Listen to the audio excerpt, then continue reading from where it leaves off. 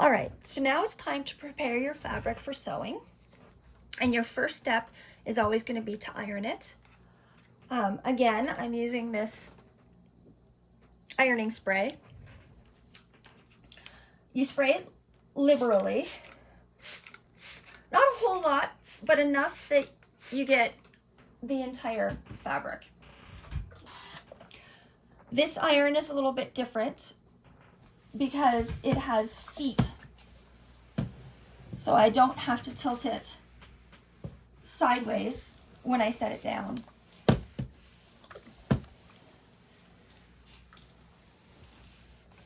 So you just want to iron to get it smooth.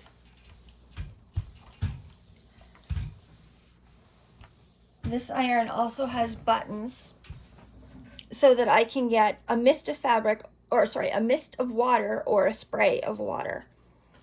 I typically use the mist when I need to. And again, you want to have water in your iron because steam does help, even with the ironing spray.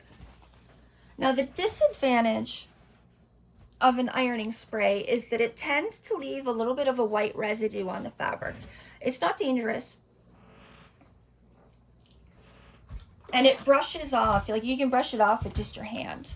But because of that, I prefer to only use the spray on the wrong side of the fabric. So the fabric side that does not have pattern on it. You can see right now that this is the wrong side that I'm ironing on. And the print side is quite different. It's more vibrant. So it's easy to tell which one's which. Now I'm still getting some stronger creases in it. So I'm going to spray it again and see if I can get a little more of the crease out.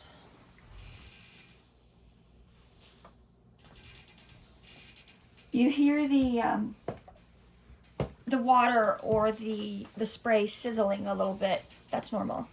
It's just hissing because it's wet. Back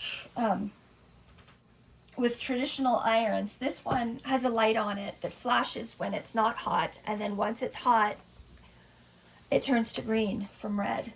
And that's how you know that your iron is as hot as you want it to be. Back in the day, they used to lick their finger and press their finger against the iron so that it would hiss and they would know if it was hot or not. I burnt myself a few times doing that. So I prefer having an iron with a light on it. There. Now this seems a little bit counterproductive because I just ironed it to get all the creases out, and now I'm going to iron it again to put a crease in it. I find for quilting, it's easier to make sure that you're cutting straight if you have a nice solid line so that you can square the fabric. And I'll show you what I mean by that in a second. All right. I'm going to move back over here. Whoops, wrong way. That way.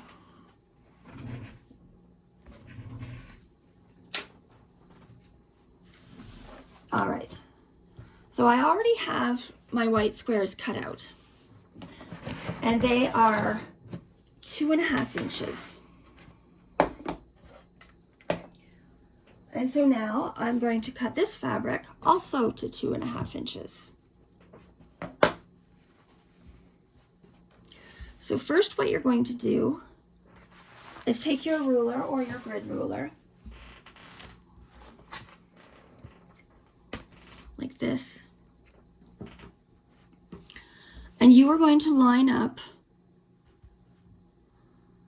on one of the lines. Oops. That's the wrong way. On your creased folded edge. This is your folded edge. So you want to line it up on a line like this.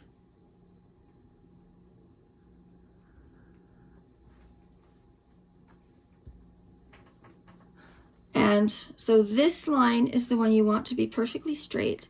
And on here, this cut edge, the fabric that's cut edge here, is not straight. So what you want to do is keep this line straight and then cut a line there. And you'll see that the ruler moved at the end, but that's okay because it didn't cut when it moved.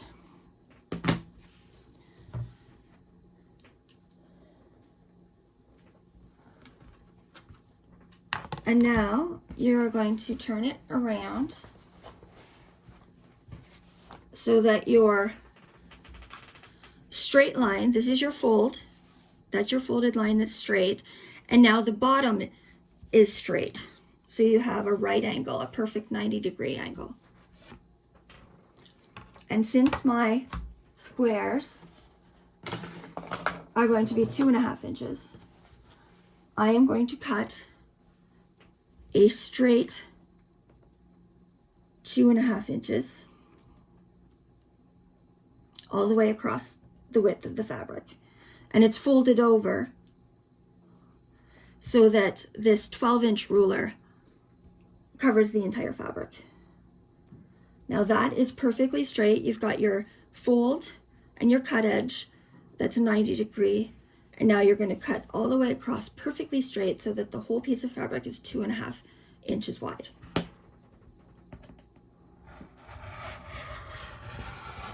And you have to apply quite a bit of pressure to your ruler so that it doesn't slide around, like I said.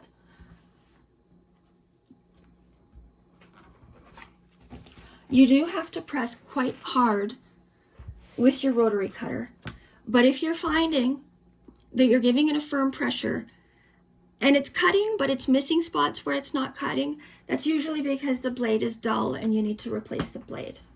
They do sell the 45-inch blades, just the blade. So you can buy one blade or you can buy up to 5 blades in a package so that you can replace them as needed because they do get dull.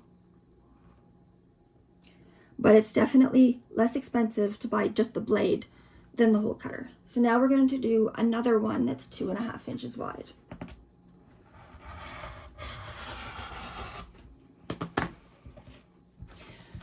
Now I'm going to set that aside. Now you have, this is the end that it came with. This is the cut that the factory made to make it 18 by 21 inches wide. And you can see that this side, I think you can see that it's frayed. And then this side is cut because it's not the entire width of a 42-inch fabric. So what you're going to do is you're going to see if this is square, and it is. So that's a straight line, and this is a straight line, and that's a straight line. So now we're going to cut it so that we have 2.5-inch squares. Again, you can use a small ruler like this one, which is 4x4, and measure it so that you're cutting 2.5. Or you can use a paper one like this.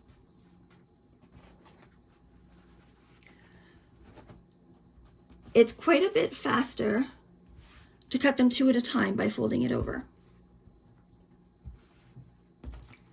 You want to cut off your raw fringed edge.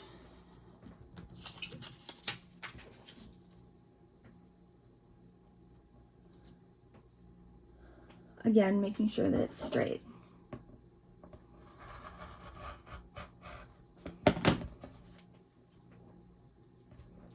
And because I'm right-handed, I find it easier to cut on this side of the fabric rather than that side of the fabric. And so I'm going to turn this around.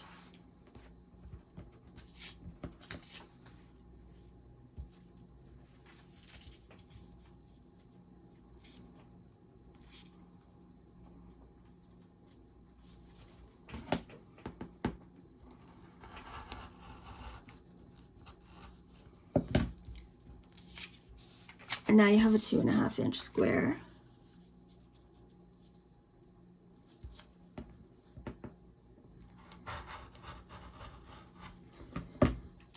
Actually, there's 2 because remember I folded it, so there's 2.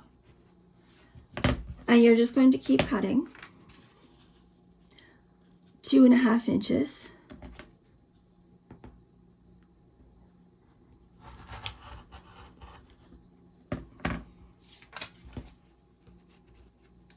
All the way across.